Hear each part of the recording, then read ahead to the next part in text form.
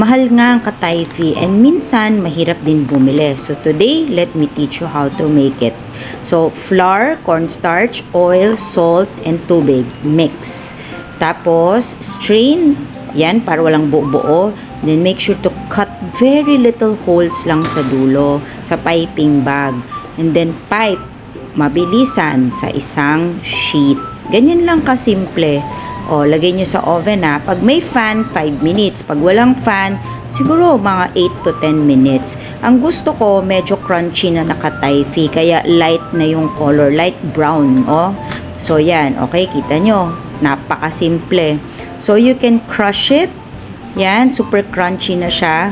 And then, make sure to put a very, very light coating of white chocolate before you add it to any mousse or to use as a topping.